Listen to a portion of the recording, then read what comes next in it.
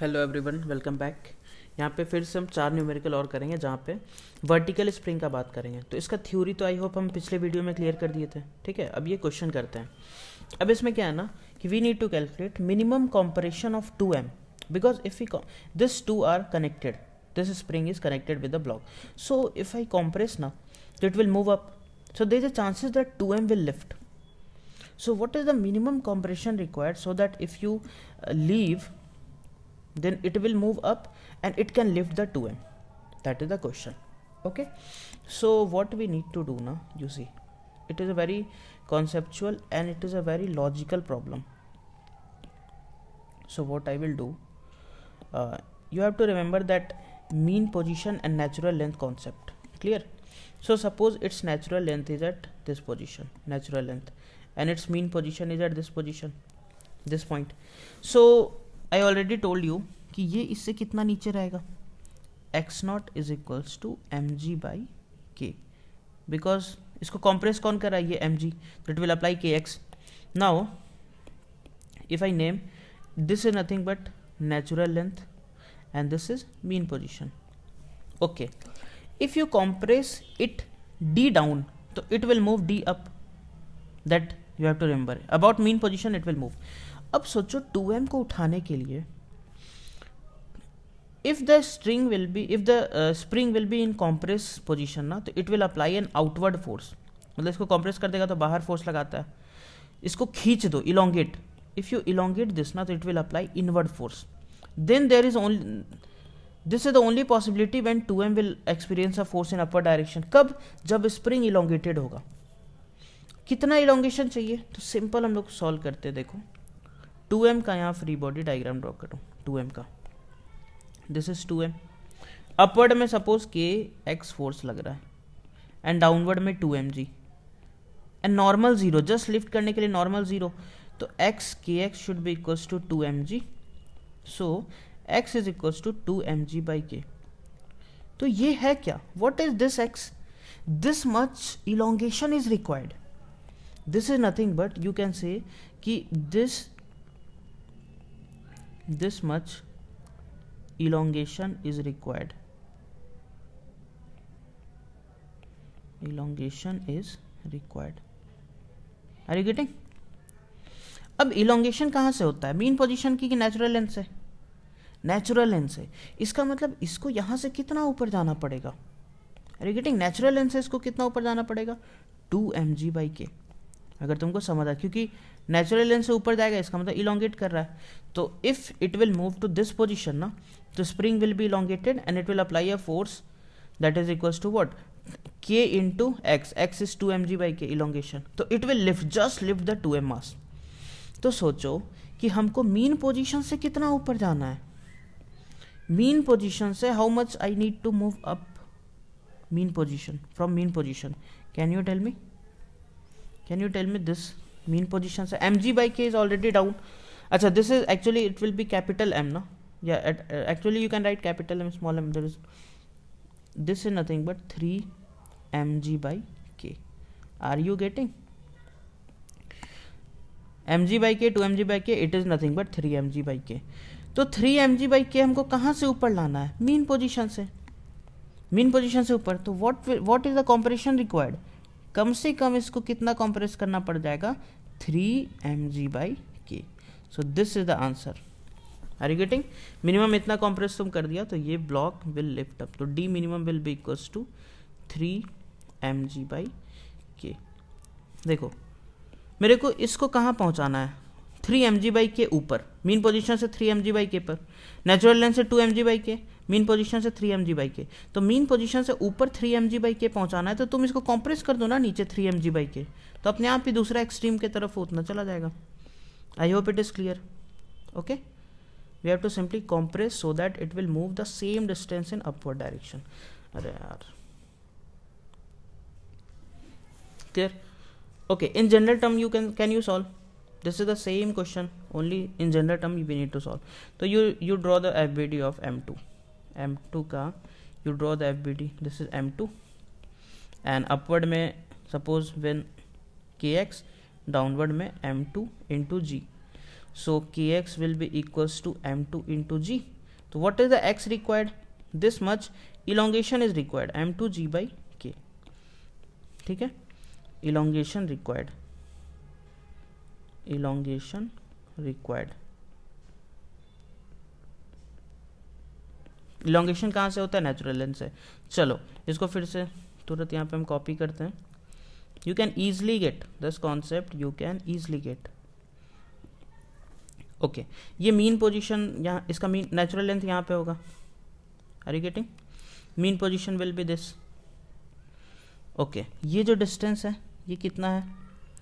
m1 g by k. Okay this is what? This is natural length, this is mean position. अच्छा इसको natural length से this m2 g by k ये natural length से ऊपर होना चाहिए, तभी तो इलॉन्गेशन होगा. तो our aim is to this is m2 g by k, तभी तो ये ब्लॉक को वहाँ पहुँचाना. तो overall from the mean position what is the distance we need to move up? ये डिस्टेंस कितना है यार? m1 g, m1 plus m2 into this into g by k. Are you getting? तो we need to compress the same distance. अगर हमको यहाँ से इतना ऊपर लेके, देखो कैसे आया यार, यहाँ से m1 g बाई k तो ये डिस्टेंस है, हमको इससे m2 g बाई k ऊपर लेके जाना है. तो total distance will be what? m1 g by k plus m2 g by k. तो we need to compress the same because it will move in the SHM about the mean position. So from mean position we need to move up m1 plus m2 g by k. So we'll move down by the same, we'll compress by the same. So d minimum is nothing but, so simple formula you need to remember, m1 plus m2 g by k.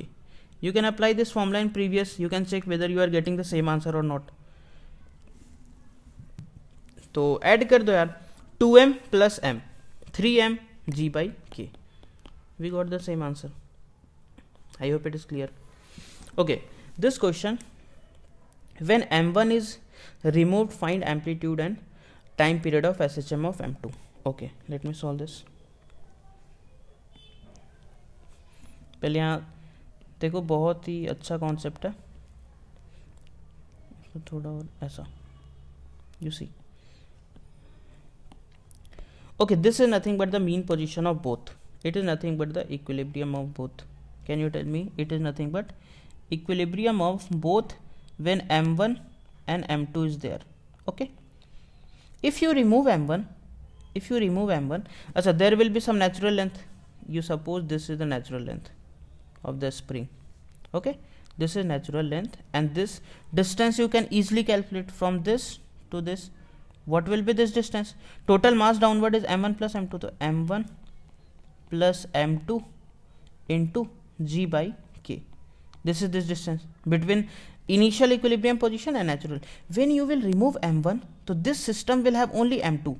So this new equilibrium position will be what? New equilibrium position will be somewhere here. New equilibrium. Suppose this is the new equilibrium position. This is the equilibrium for which one? Equilibrium for m2. Okay, and this will have a distance of m2 g by k, because after that only m2 will balance the spring force, na? So if you remove this, it is going to have a mean position at this point, and if you remove, it will be at this position. So this will become the amplitude, ना? इसको अगर हम हटा रहे तो अभी तो यहाँ पे है और इसको जाना यहाँ पे मीन पोजीशन, तो it will move like this, SHM करेगा. ठीक है, इसको ये इसका एक्सट्रीम बन जाएगा, क्योंकि अभी इसका स्पीड 0 है. हम इसको जैसे हटाएंगे तो स्पीड तो 0 ही रहेगा, तुरंत तो स्पीड आएगा नहीं.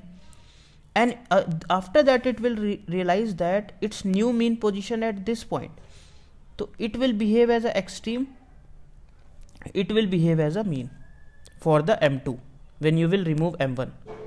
तो the difference between this and this is nothing but the amplitude. उसके लिए एम्पलीट्यूड क्या हो जाएगा? ये डिस्टेंस से उसका एम्पलीट्यूड बन जाएगा. This is amplitude. ठीक है, तो ए व्हाट वी विल गेट, जो देखो पूरा m1g प्लस m2g बाई के है, यहाँ से यहाँ m2g बाई के है, तो ये क्या हो जाएगा? m1g बाई के. दिस इज m1g बाई के. और टाइम पीरियड क्या आ जाएगा?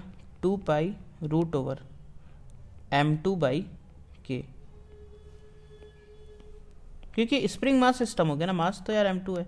एम्पलीट्यूड किस पे डिपेंड कर गया, एम्पलीट्यूड देखो किस पे डिपेंड कर गया, जो मास हम हटा रहे हैं, क्योंकि ये जितना ज़्यादा होगा ना उतना ज़्यादा इसका डिफरेंस आ जाएगा initial equilibrium and final equilibrium. तो amplitude is nothing but difference of initial and final equilibrium position. तो you can write it is nothing but, एक मिनट यार, इसको मैं थोड़ा ऊपर शिफ्ट कर दूँ। देखो एम्पलीट्यूड क्या है यार, amplitude is the difference of initial and final equilibrium position, ठीक है, that will be the amplitude. Okay, next question, what we will do, find maximum value of d so that the coin will not lose। हाँ, ये एक question याद है, we did in linear, यहाँ पे एक ब्लॉक रखा हुआ है, ये फ्रिक्शन म्यू है तो कितना हो सकता है, ये सब क्वेश्चन बिल्कुल क्लियर होना चाहिए। सेम लीनियर में ऐसा करके पूछ दिया कि मैक्सिमम वैल्यू ऑफ डी, इसको कितना कॉम्प्रेस करते हैं यहाँ से इक्विलिब्रियम पोजीशन से, so that it will not lose the contact. Okay, again we will apply the same concept कि a maximum of small M that is coin कितना possible है यार, इसका पॉसिबिलिटी तो जी के बराबर है, क्योंकि जी से ज़्यादा एक्सेलरेशन इसका नहीं हो सकता, because it is only placed. Suppose if it is start moving with 11 meter per second square ना, तो coin will lose contact and coin can only move with 10 meter per second square, तो it will lose the contact with the block अगर ये ज़्यादा नीचे आ गया तो। क्लियर है? So maximum acceleration of small m is this and maximum acceleration of capital M is connected with spring, तो ओमेगा स्क्वायर इंटू, अच्छा इसका जो अगर हम इसको डी नीचे किए, suppose if we press it by d, तो its amplitude will be d only ना, are you getting? So omega square into a, I can write like this. So maximum possible acceleration of m, because m is nothing but connected with spring, so it will always be in SHM, but coin may remain in contact with this or it may lose contact, so we are just going to calculate the condition। अब यहाँ पे भी same concept, इसका maximum omega square है, तो if you keep on increasing the amplitude तो its acceleration will keep on increasing, but small m it can't increase its acceleration. So what a small m will tell कि if you want to move with me, if you want to be in contact with me, so you have to move with either acceleration g or less than g। Okay, क्योंकि अगर capital M अपना acceleration जी से बड़ा कर लिया तो coin तो नहीं कर सकता ना उतना ज़्यादा, तो इट विल लूज कॉन्टैक्ट। तो टू मूव टुगेदर क्या कॉन्सेप्ट हो जाएगा, a max of capital m should be less than equal to a max of small m. ये कॉन्सेप्ट क्लियर हो रहा है? ये इसका एक्सेलरेशन कम है, ये डिसाइड करेगा, ये बोलेगा तुमको अगर मेरे साथ रहना है तो या तो जी से चलो या तो उससे कम चलो, अगर तुम जी से ज़्यादा जाएगा तो हम तुम्हारे साथ नहीं जाएंगे। बस जो आजकल कंडीशन होता है यार रिलेशनशिप का, वैसा कुछ कंडीशन है, साथ में रहना तो ये करो नहीं तो जाओ। तो यहाँ पे लिख लो ओमेगा स्क्वायर ए को डी लिख दो, should be less than equal to g, तो डी क्या आ जाएगा देखो, less than equals to g by, अच्छा ओमेगा को पुट कर दो यार, यहाँ पे हम लोग क्या करते हैं ओमेगा को हम लोग पुट करते हैं, ओमेगा क्या होगा, अच्छा इस स्प्रिंग को थोड़ी पता कि अंदर का इन लोग का क्या मैटर हुआ, तो इन लोग साथ में है, स्प्रिंग को बस लगेगा कि टोटल मास कितना है, spring will feel that total mass is m plus m, तो omega will be under root of k by m plus m whole square into d should be less than equal to g. Is it okay? So I think you can calculate d minimum का, d maximum कितना होना चाहिए। Now you can calculate d max, that will be equals to m plus m into ji by k. देखो answer कुछ पिछले वाले से match किया ना, लेकिन कॉन्सेप्ट अलग है यहाँ पे, ठीक है, रटना नहीं है कुछ भी, हम कुछ ऐसा बता ही नहीं जिसमें रटने का बात है, ठीक है। तो I hope you got this concept. ये वर्टिकल स्प्रिंग का है, सारा का सारा वर्टिकल स्प्रिंग, लीनियर का नहीं है, ठीक है, ओके। चलो फिर नेक्स्ट वीडियो में मिलते हैं।